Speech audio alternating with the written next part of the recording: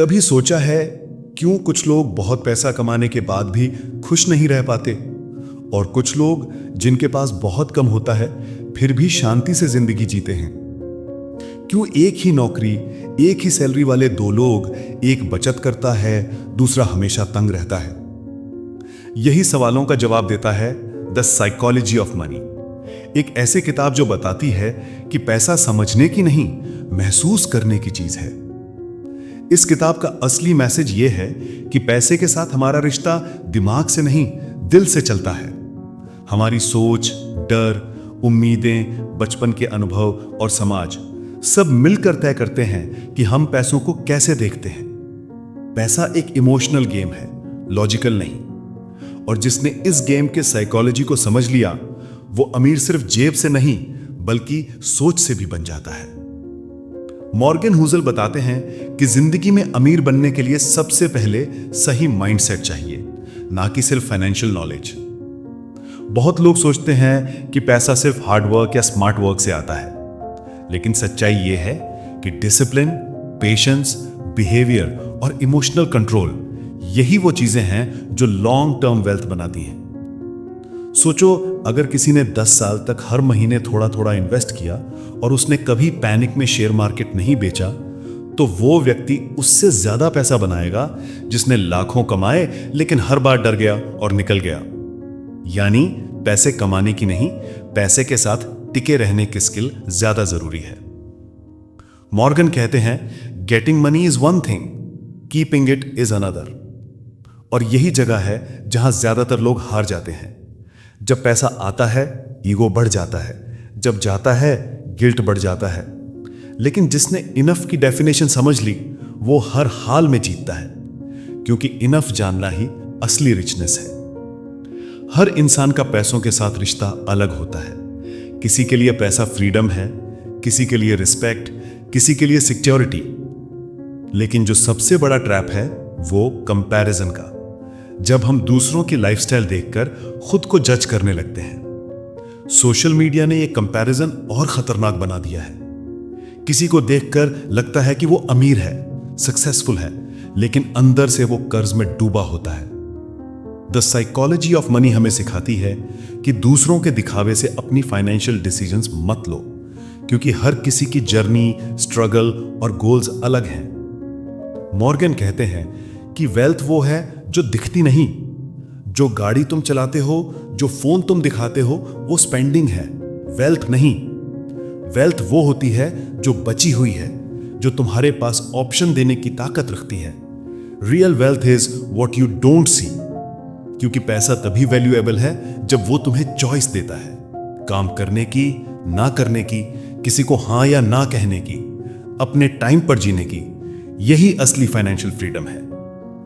किताब एक और गहरी बात कहती है, लक और रिस्क दोनों अंडर एस्टिमेटेड फोर्सेस हैं।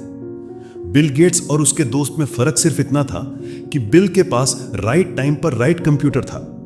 यानी सक्सेस सिर्फ मेहनत का नहीं, थोड़ा बहुत लक का भी खेल होता है, लेकिन रिस्क भी उतना ही रियल है। कभी कभी बेस्ट डिसीजन भी गलत साबित हो सकता है, क्योंकि दुनिया अनप्रेडिक्टेबल है। इसलिए पैसा इन्वेस्ट करते वक्त ह्यूमिलिटी जरूरी है। मुझे सब नहीं पता, यह मान लेना सबसे बड़ी बुद्धिमानी है। द साइकोलॉजी ऑफ मनी हमें यह भी सिखाती है कि कंपाउंड इंटरेस्ट सिर्फ बैंक में नहीं, जिंदगी में भी काम करता है। हर छोटी अच्छी आदत, थोड़ा बचाना, थोड़ा सीखना, थोड़ा बेहतर सोचना, वो सब मिलकर धीरे धीरे बड़ा रिजल्ट देती हैं। बट पेशेंस ही उसकी कुंजी है। Most people fail because they quit too early. जो इंसान 10 साल तक काम रहता है, वो उस इंसान से बहुत आगे निकल जाता है जो हर साल डरकर एग्जिट कर जाता है। यानी पैसे कमाने की नहीं, पैसे के साथ टिके रहने की स्किल ज्यादा जरूरी है। मॉर्गन एक और पावरफुल लेसन देते हैं, नो वन्स क्रेजी।